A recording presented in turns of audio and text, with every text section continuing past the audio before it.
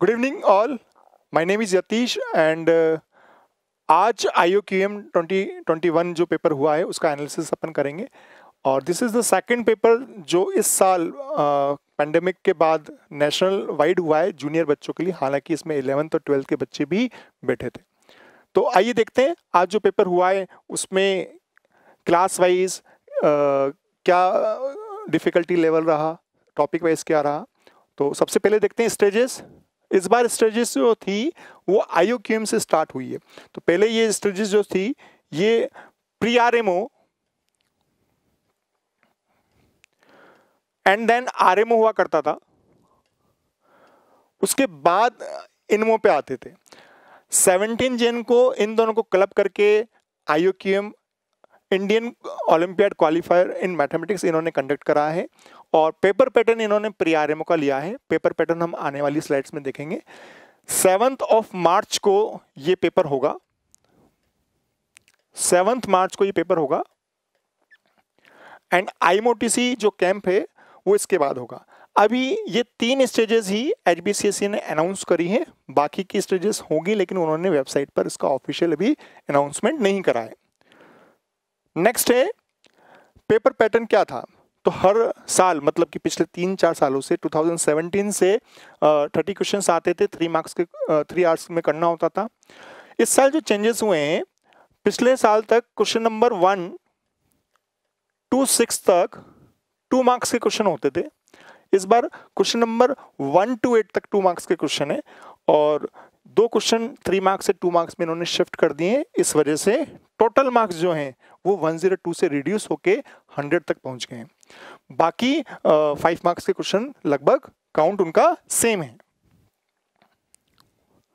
आइए class wise bifurcation देखते हैं।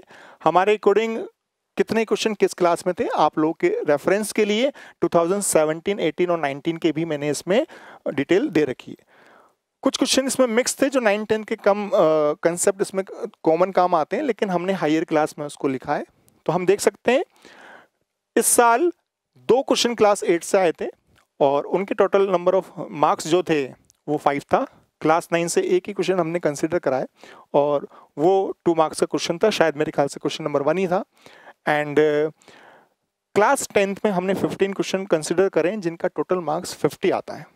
एंड क्लास 11th 12 क्वेश्चंस हमने कंसिडर करें क्लास 11th में और इनके टोटल मार्क्स जो आते हैं 43 आते हैं और टोटल 30 क्वेश्चंस 100 मार्क्स। नेक्स्ट हम देखते हैं टॉपिक वाइज क्या इसका सेग्रीगेशन रहा। वी कैन सी रेफरेंस के लिए 2019 आपके सामने है। We can see here last year तक एल्जेब्रा, ज्योमेट्री और नंबर थ्योरी इनका समहाउ सिमिलर वेटेज हुआ करता था, लेकिन इस साल यू कैन सी क्लियरली इस साल ज्योमेट्री और नंबर थ्योरी का वेटेज सबसे ज्यादा है। एल्जेब्रा का वेटेज और कॉम्बिनेटर्स का वेटेज थोड़ा सा कम हुआ है और एल्जेब्रा का वेटेज इसलिए भी कम लग सकता है आप लोगों को कि हमने जैसे क्वेश्चन नंबर 29 और 30 थे वो हमने नंबर थ्योरी में इंटीजर, जहाँ भी पॉजिटिव इंटीजर की सर्च में हम निकल रहे हैं या इंटीजर की सर्च में हम निकल रहे हैं वो हमने नंबर थ्योरी में कंसिडर करे हैं। अब हम बात करते हैं कि पेपर हमेशा कैसा आता है, इस साल कैसा आया। देखिए प्री RMO या सो कॉल्ड IOQM जो इस साल नाम दिया गया है, ये पेपर ऐसा होता है जिसमें किसी भी बच्चे को full out of full marks target नहीं करने चाहिए। ये पेपर में हमें क्या करना चाहिए, आपको सिर्फ एक चीज़ का ध्यान रखना चाहिए, आपको जो आता है वो आप गिवन टाइम पीरियड में ढूंढ पाएं और उसको सॉल्व कर पाएं। If you are able to find out the questions in which you will feel comfortable और आप उसको कर सकते हैं तो आपका 100% सिलेक्शन हो जाएगा। तो easy questions, question number 1, question number 2, question number 4, question number 6, question number 14 और क्वेश्चन नंबर 16 अगर आप लोगों ने सीरियसली पढ़ाई करी है प्री RMO के लिए या IOQM के लिए तो ये क्वेश्चन आपसे डेफिनेटली होने चाहिए थे। और मॉडरेट और मीडियम क्वेश्चन, ये क्वेश्चंस भी किसी बच्चे का ज्योमेट्री अच्छा होता है, किसी बच्चे का नंबर थ्योरी अच्छा होता है, किसी बच्चे का एल्जेब्रा अच्छा होता है, तो इनमें से भी कुछ पार्ट आप लोग कर सकते थे। लेकिन एक्चुअली पेपर में क्या होता है, पेपर में होता है कि जैसे क्वेश्चन नंबर 7 और 9 में कुछ बच्चों के साथ हुआ होगा, मैं बात कर रहा हूँ क्लास 9th और 10th वाले बच्चों की, जिन बच्चों ने क्वेश्चन नंबर 7 और 9 को ईगो इशू बना लिया होगा, हालांकि सॉल्व तो कर लिया होगा, लेकिन as compare to these questions, question number 7 और 9 में दोनों ही ज्योमेट्री के क्वेश्चन थे शायद। क्वेश्चन नंबर 9 में कुछ रोम्बस वगैरह बन रहा था, हमें mn² निकालना था, p/q p-q का हमें सम ऑफ डिजिट निकालना था।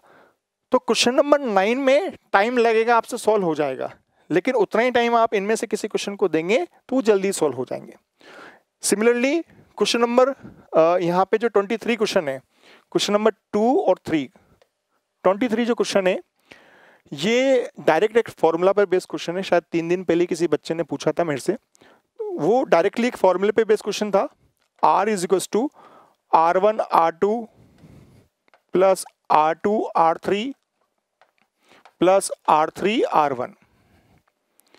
अगर किसी बच्चे को डायरेक्टली ये फॉर्मूला याद है या पहले ये कंसेप्ट कर रखा है तो वो पेपर में हैंड टू हैंड कर लेगा, क्योंकि जिस बच्चे ने मेरे से पूछा था उसमें वैल्यू R1 R2 R3 की 149 थी, और शायद पेपर में जो आई है वो 16, 25 और 36 आई है। तो आपने अगर इस तरह के क्वेश्चन पहले कर रखे हैं तो हैंड टू हैंड हो जाएगा, अदरवाइज सेम पेपर में आप डिराइव करके इसको कर पाए, it is very difficult. Similarly question number, अगर आप बात करें क्वेश्चन नंबर 30 की, और 30 में अगर आप लोगों को ये पता है, क्वेश्चन नंबर 30 में ये था कुछ AB/A-B = C, AB/A-B = C था, पॉजिटिव इंटीजर के लिए सॉल्व करना था। अगर आप लोग ये पता लगा पाए या आप लोगों को ये पता चल जाए क्या कि यहाँ पर आप ABC को अगर KA KB और KC से रिप्लेस कर देंगे, KA KB KC से रिप्लेस कर देंगे तो इसके सॉल्यूशन में कोई फर्क नहीं पड़ेगा। अगर ये आपने देख लिया, आपने विजुलाइज कर लिया तो जल्दी हो जाएगा। तो ये शायद मैंने क्वेश्चन नंबर 29 का बताया, तो इसलिए इसको हमने मॉडरेट में रखा है।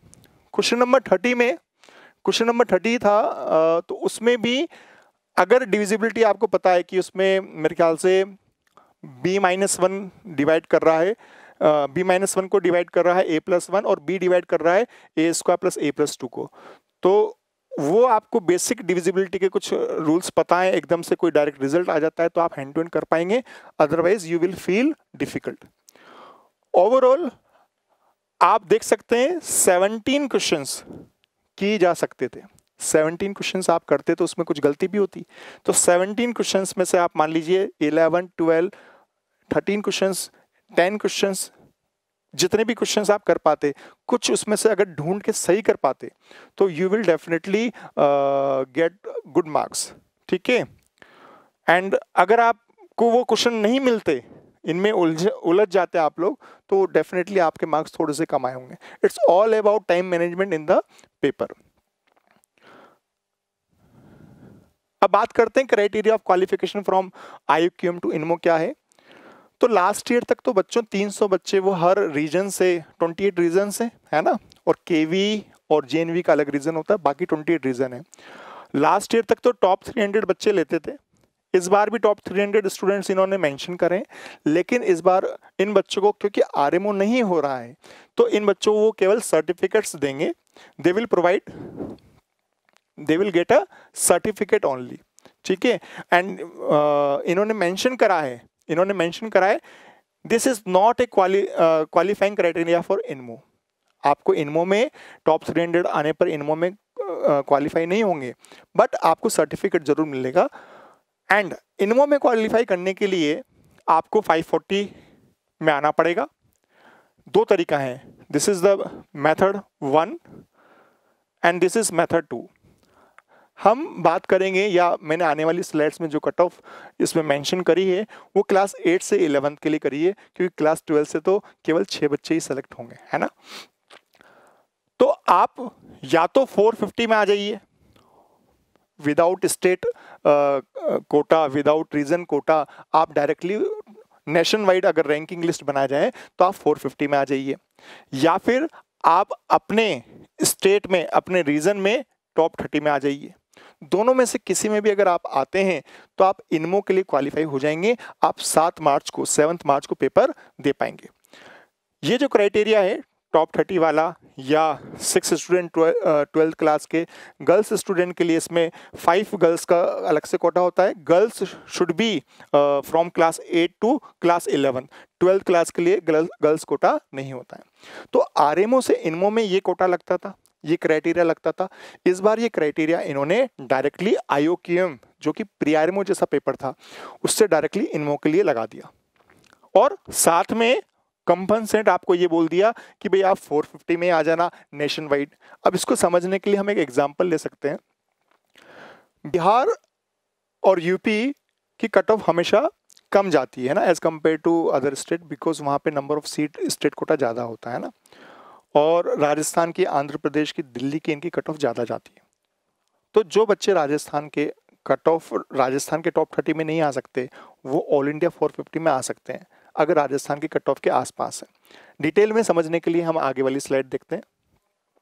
तो these are the expected cut off. ध्यान रहे ये कट ऑफ जो है ये टॉप 300 के लिए है, और मैंने आपके रेफरेंस के लिए 2019 की कट ऑफ भी मेंशन कर रखी है। 2019 में नंबर ऑफ सिलेक्शन भी मैंने मेंशन कर रखे हैं। अब यहाँ से क्या समझेंगे, जहाँ पर बच्चे 32, 11, 17, 41 इतने से बच्चे सेलेक्ट हो रहे हैं, तो उसमें चाहे आप 300 की कट ऑफ निकालो या टॉप 30 की कट ऑफ निकालो, कट ऑफ में ज़्यादा चेंजेस नहीं आना है। लेकिन इन्होंने क्वालिफाइंग मार्क्स के लिए, मिनिमम क्वालिफाइंग मार्क्स के लिए क्राइटेरिया डाला है, हर साल डालते हैं। इस साल वो 5% ऑफ द टोटल मार्क्स है। 5% ऑफ द टोटल मार्क्स मतलब कि 100 का 5%, 5 मार्क्स तो आपके आने ही चाहिए। तो आप अगर इन स्टेट्स में से हैं तो आपके 5 मार्क्स अगर आ जाते हैं तो आप टॉप 300 में आ जाएंगे। अगर इनमो में जाना है मतलब कि आपके स्टेट के टॉप 30 में आना है तो आप ये 5 और 5 और 5, ये मैंने 5 क्यों मेंशन करें चारों, क्योंकि यहाँ पे आप देख सकते हैं तो नंबर ऑफ स्टूडेंट ही 30 से कम मिनिमम क्वालिफाइंग मार्क्स लाते हैं, और जहाँ पे नंबर ऑफ स्टूडेंट बहुत ज़्यादा हैं जो मिनिमम क्वालिफाइंग मार्क्स से ज़्यादा मार्क्स लाते हैं, वहाँ पे टॉप 300 की कट ऑफ और टॉप 30 की कट ऑफ में चेंजेस आएंगे। ये मैंने 30 जैन इसलिए लिखा है क्योंकि ये केवी और जेएनवी का पेपर इस बार अभी आज नहीं हुआ है। ये पेपर 30 जनवरी को 30 जैन को पेपर होगा। तो अब नेक्स्ट जो अपने स्टेट्स हैं आप देख सकते हैं, राजस्थान की इनकी कट ऑफ, मैंने ये जो कट ऑफ लिखी है ये टॉप 30 की कट ऑफ लिखी है। इनमो के लिए टॉप 30 की कट ऑफ है, ये टॉप 300 की कट ऑफ है। यहाँ ध्यान ये रखना है आपको कि इस कट ऑफ के साथ साथ अगर आप टॉप 30 में नहीं आ रहे हैं, मान लीजिए आपके राजस्थान में आपके 45 की जगह 42, 43 या 44 मार्क्स आ गए, तो there are very good chances कि आप ऑल इंडिया रैंक 450 के अंदर आ जाए। So these are the expected cut off. और ये पेपर के डिफिकल्टी लेवल के बेसिस पे हमने समहाउ पिछले साल से जो पेपर था थोड़ा सा टफर साइड था। स्टार्टिंग के क्वेश्चंस अपन इजी थे, लेकिन 5 मार्कर जो क्वेश्चन थे उसमें काफ़ी अच्छे क्वेश्चंस थे। कुछ क्वेश्चन जैसे क्वेश्चन नंबर 22 था वो तो डायरेक्टली लास्ट ईयर आरएमओ में क्वेश्चन आया था। उसके रिजल्ट को जो एल्टीट्यूड ड्रॉ हो रहे थे एंगल बाइसेक्टर पे वो स्ट्रेट लाइन में होते हैं, उसका एक अलग से क्वेश्चन हो सकता है, उसी को यूज करके उन्होंने एक क्वेश्चन बना के दे दिया। So these are the cut off. And जैसा मैंने आपको बताया कि स्टेट वाइज कट ऑफ के साथ साथ ऑल इंडिया टॉप 50 की कट ऑफ में भी आप आ सकते हैं। राजस्थान, एपी, आंध्र प्रदेश और दिल्ली की कट ऑफ से 3 या 4 मार्क्स कम और मैक्स टू मैक्स 5 मार्क्स तक कम ऑल इंडिया की कट ऑफ जा सकती है। So this is all for analysis. आप डिटेल एनालिसिस और आंसर की के लिए साथ साथ आपका सिलेक्शन प्रिडिक्ट करने के लिए आप हमारी वेबसाइट reliablequota.com पर विजिट कर सकते हैं। All the best for your result. Thank you so much.